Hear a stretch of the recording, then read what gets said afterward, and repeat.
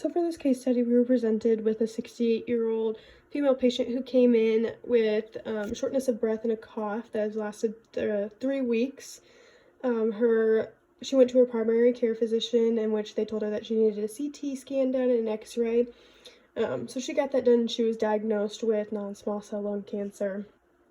And this is when carcinogens mutate the cells, causing excessive growth of these cells. This can result in a tumor in the outer peripheries of the lobes of the lungs. So some risk factors that this patient had. The patient has a history of COPD and asthma. So this causes inflammation in the lungs and kind of makes it difficult for them to excrete some of the carcinogens that they may be experiencing or may come in contact with, such as pollution, asbestos, anything like that. For these comorbidities, the patient is taking albuterol and ipratropium, which is a duoneb. It is also a beta-2 agonist, so it helps to dilate the bronchioles. Some important education for this patient: it can cause jitteriness, so it's important for the patient to know that this is common, and to reassure them that nothing serious is going on. You should also provide an environment that is anxiety-free, so low stimuli, that kind of thing. They're also taking montelukast, which is a leukotriene receptor agonist. So this helps to block the cisterine leukotrienes and leukotrienes, which cause inflammation, which is like the main cause for COPD and asthma. Some things to look out for this is it can cause fatigue and dizziness and diarrhea. So for fatigue, the nurse should educate on the patient providing a room that has low stimuli and is optimal for sleep, so one that is dark and has minimal to no sounds and provides minimal interruptions. For dizziness, the nurse should educate the patient on standing up slowly, walking with a walker or a cane or with somebody else to kind of help prevent falls. And then for diarrhea, the nurse should educate on drinking plenty of fluids and not taking any stool softeners. This kind of helps to prevent dehydration. Another risk factor for this patient is that they had thyroid cancer. This put the patient at risk just because they had a previous cancer, so they were exposed to radiation and chemo. They were probably immunocompromised due to the chemo as well. And then with the probably multiple x-rays that they needed, they had excessive exposure to radiation.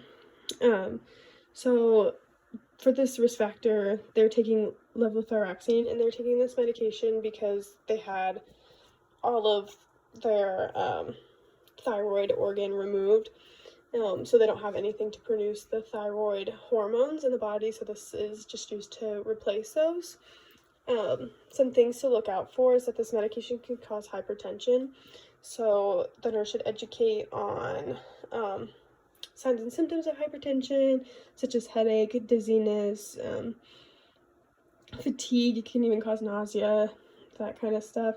And they should know how to take their blood pressure and when to call their physician. So a normal blood pressure is typically 120/80. If it's excessively higher than that, like 160, 180, then it's probably time for them to go in and get that lowered. This medication can also cause diarrhea, which we mentioned earlier, so it's important to drink plenty of fluids and not take any stool softeners. And it can cause fatigue, which we also mentioned earlier, to provide an environment that's optimal for sleep, to provide periods of rest and kind of cluster their cares that can kind of make them more fatigued at one time. For this risk factor, they had a lab drawn of the TSH, and this was recorded at 2.1, which is normal for somebody who has had their thyroid removed or is on thyroid medications. This is normal range. It's typically from 0.5 to 3, so they're pretty like right in the center there. And it just kind of helps to identify how much thyroid hormone they have within their system. Another risk factor that this patient had is that they've been a smoker, 1 pack per day for 40 years. This is a risk factor because they're basically just pumping their body full of carcinogens and it's going in their lungs, that kind of thing. They also have a maternal history of lung cancer. So their mom had lung cancer. This puts them at an increased risk because there is some form of genetic predisposition that kind of comes into play with cancer, and it's most often related to first-degree relatives. So next we have hypertension and congestive heart failure and coronary artery disease. For hypertension and coronary artery disease, this is a risk factor because their blood vessels are constricted and makes them more prone to infection. So if they get any of these carcinogens in their body, their body's not in the optimal state to help prevent infection or to remove these carcinogens from their body. For congestive heart failure, they have a lot of fluid around their lungs and their heart, which also makes it difficult to remove these carcinogens that they may come in contact with. So for hypertension, the patient is taking Cozar, which is an angiotensin II blocker. So it blocks vasoconstriction and aldosterone. So it basically just opens up the blood vessels, and it's important to educate the patient on hypotension, so when to hold their medication, like mentioned before. If their systolic blood pressure or the top number is below 100 or their heart rate's below 60, then they should definitely not take this medication because it can cause them to have hypotension. They also need to know how to take their blood pressure as well. So metoprolol, this is also an antihypertensive. It's a beta blocker, and it helps to dilate the blood vessels as well, and it has some of the same teaching that Cozar has. They are also taking hydrochlorothiazide, which is an antihypertensive and a diuretic. So this can be used for congestive heart failure as well, because it helps to excrete excessive amounts of sodium and water and kind of help prevent that fluid buildup that can occur around the heart and the lungs, and it inhibits sodium reabsorption. So something to teach about for this one is that it can cause hyponatremia and hypokalemia, so it's important for them to know signs and symptoms of that, such as like muscle tightness and nausea and fatigue and that kind of stuff. For coronary artery disease, they're taking atorvastatin, which is an anti-lipidemic agent, so it gets rid of all the bad lipids in the body and helps to increase the good lipids in the body. Some teaching for this is that it can cause diarrhea, so like I was mentioned before, you want to make sure that the patient has, is not taking stool softeners and is drinking plenty of fluids. And it can cause insomnia, so you want to ensure to provide an environment that is good for sleep, so one that's a dark room, minimal distractions, it's quiet, and people aren't coming in and out. So some things that this patient presented with, so they came in with a cough and shortness of breath with crackles. Their respiratory rate was 22, and their O2 sat was at 94% on 4 liters. They got a chest tube that was draining 30 milliliters of serous sanguineous fluid, and it was at -20 suction.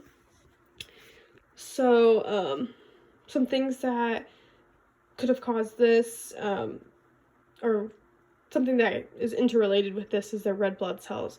Red blood cells carry oxygen, and if they're not getting as much oxygen as they should be, such as from their COPD or their asthma or even, the lung cancer itself, it can cause the red blood cells to increase because the body is trying to overcompensate for that.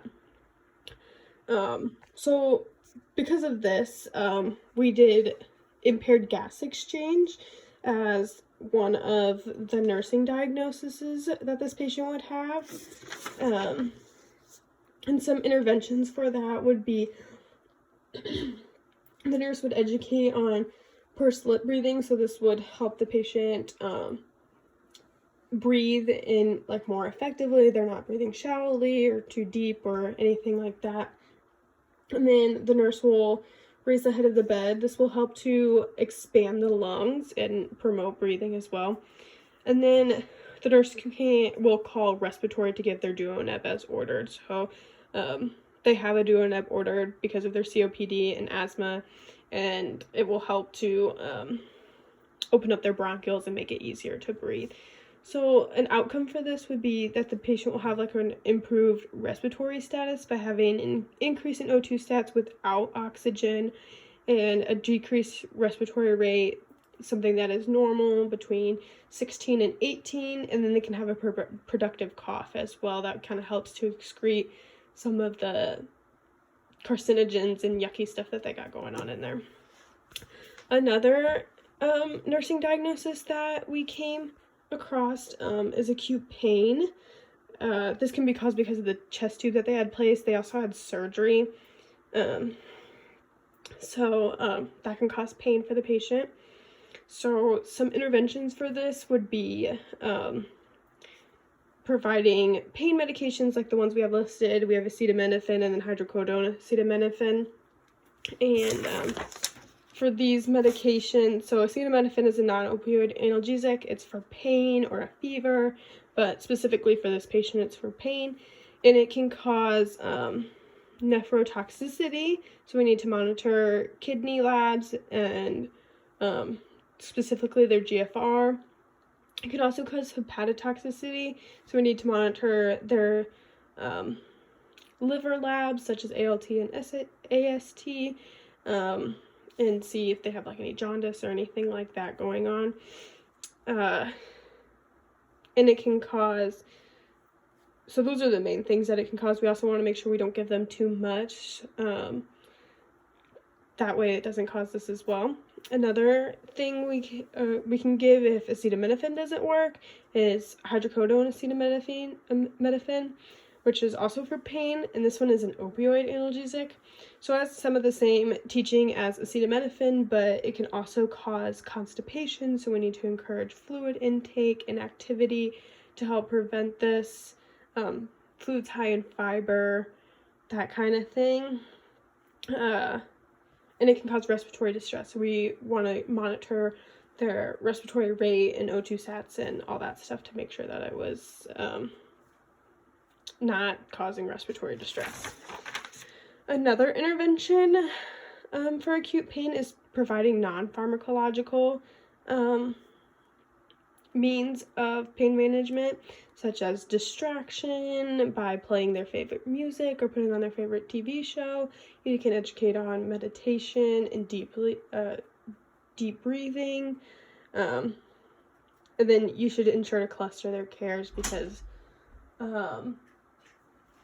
without clustering their cares, it can cause increased pain and for the patient. So that's on that side.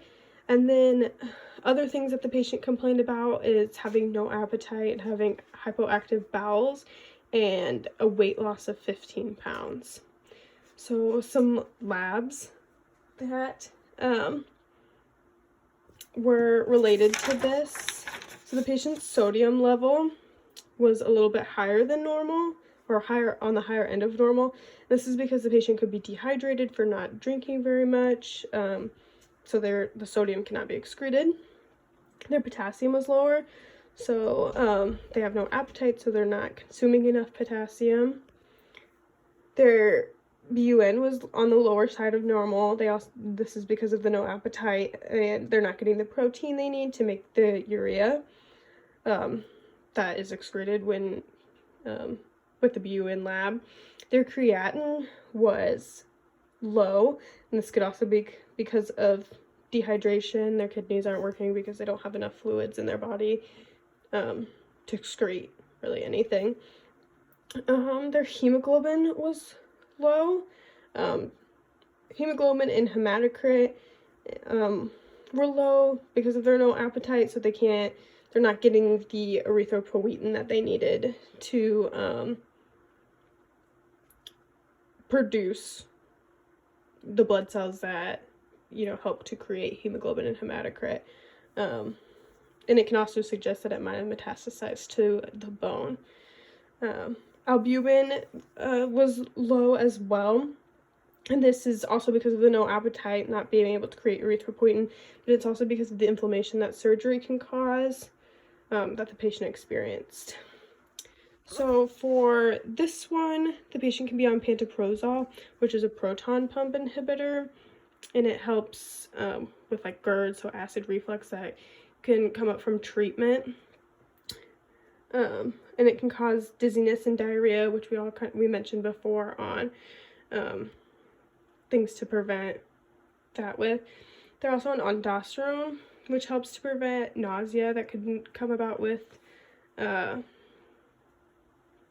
treatment. It's an antiemetic, and it can cause constipation and drowsiness. So like some things we mentioned earlier, drinking plenty of fluids and being active, and then standing up slowly, walking with somebody else or walking with assistance. And then finally, sodium docusate is a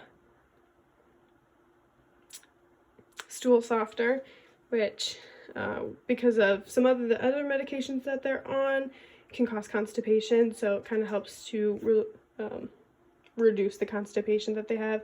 Big one with this one is diarrhea, so you want to educate on holding this medication if they are experiencing diarrhea or anything like that. So for this one, I did fear as one of the nursing diagnoses. Did this because they have no appetite, probably because of their fear, and they're just not coping very well. So some interventions for this: the nurse will offer self to have the patient voice their concerns, and just having somebody there that they can talk to. This can kind of help to alleviate some concerns or kind of help them cope better and make them not feel so alone. The nurse can also provide education on treatments and possible side effects that can come about with treatments using pamphlets and lectures, and they can ensure that teaching was effective by the teach back method. This can kind of help to alleviate some fears of the unknown that the patient may have. And then finally, the nurse will encourage the patient to express their fears and concerns, because it's not healthy for them to hold it all in order to encourage them to do so, you're allowing them to figure out what kind of knowledge deficits they may have or that kind of thing. So an outcome for this would the patient will show less signs of fear, such as having an increased appetite and being openly discussing their diagnosis and fears that they may have come about. And I felt that this was the top priority for this patient because, yes, for impaired gas exchange, their respiratory rate and O2 sats weren't ideal, but they're kind of on the closer side of normal and are to be expected, especially with some of the comorbidities that they have. But with fear, they're not going to accomplish anything that they really need for treatment. So I thought that that was the main priority for this patient. And then over here, just some other labs that just didn't really fit with some of the either comorbidities or assessment findings are the blood glucose level. It was elevated at 130, and this just could be because of the stress of being in the hospital, the stress of the diagnosis, the stress on the body from surgery and trying to fight off these tumors that the patient has. And then their white blood cell count was elevated, and that's because they have those tumors in there and their body is trying to fight off these foreign tumors. Some diagnostic studies that were done, they had a chest x-ray, which they found a mass in the right lobe. So then to further diagnose this, they did a CT scan, and so they found a 96 millimeter mass in the right lobe and 2 10 millimeter masses in the left lobe. So in order to start treatment, they did a lobectomy to help remove these masses and help the patient become cancer-free. So that is basically all of the concept map here. We have the key down here to kind of help further explain things, so color coordinated, that kind of stuff.